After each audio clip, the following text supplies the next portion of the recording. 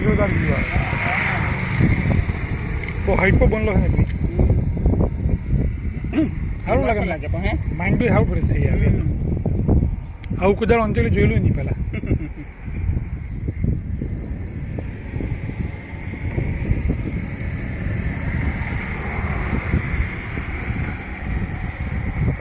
વાડી કટ્ટા હે વાડી આ વાડી કટ્ટા